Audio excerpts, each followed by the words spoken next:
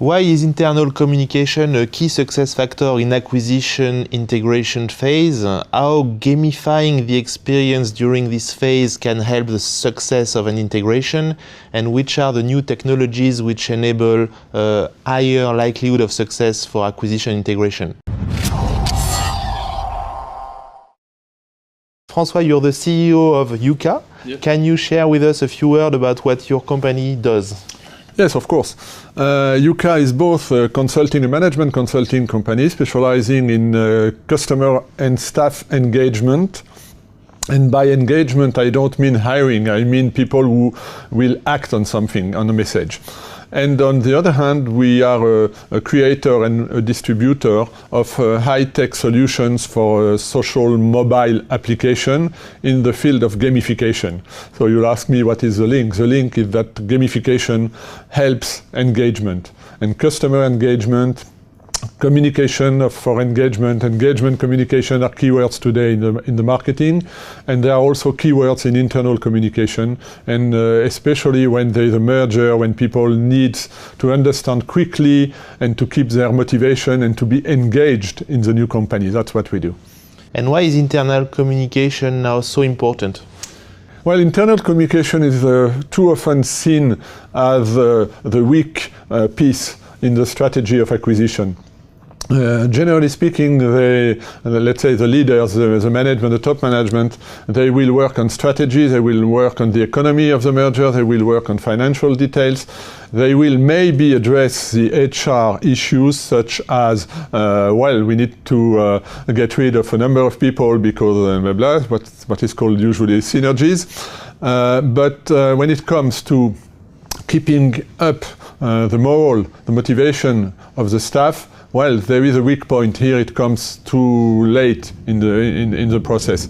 And a key question everybody should have in mind is that every colleague in the company, every staff in the organization will have one question. Okay, they got rid of this and this and this and this. Who's next? Is it me? And mergers and acquisition create a lot of fear. There's a lot of change, and change equals fear. And how to fight fear, and this is where gamification enters into the picture, because you can fight fear with games. In your experience, what are the typical mistakes in internal communication you've witnessed? The typical mistakes are that everything's perfect on the paper, except that people were not motivated and not well informed. And the internal communication team came into the game too late with a mission which was to control collateral damage. And collateral damage is very late usually, and people are already demotivated before people communicate with them. The management wants to communicate. So why? Why so? Because there is very often a lack of seniority of the internal communication team. They don't sit with the board or with the executive committee. And second, confidentiality. People don't want the information to go out too early, so there is no information. And when the external communication goes out, it's already too late. People will see and will learn what's going on from the media and not from their own internal communication. That's a big, big mistake, because everything communicates today. So what can innovation do for integration teams? Innovation in the terms, in that case of gamification, is a very powerful tool. It has two objectives. It kills two birds with one stone.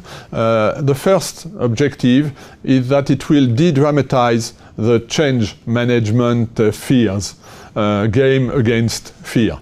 The second objective is that it will give an incentive to people to read more carefully, because there will be a question, there will be a game. Did you read this? After that it will open another game, and they will have to read something else, and they will have to look at the range of products or services or the new CEO or whatever.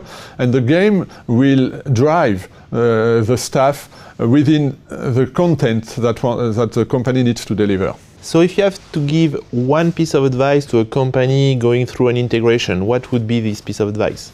Yeah, I would give two pieces of advice, if you don't mind. The first one would be to call Yucca and ask for advice.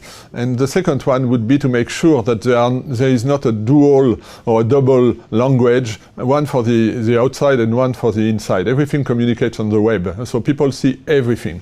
And more important, to introduce internal communication very early in the process. Thank you very much, François. You're welcome. You've been watching the Think Tank M&A show in partnership with Dukascopy TV here in our studio in Geneva. We'll be back with more interviews in the coming weeks, but for now, goodbye.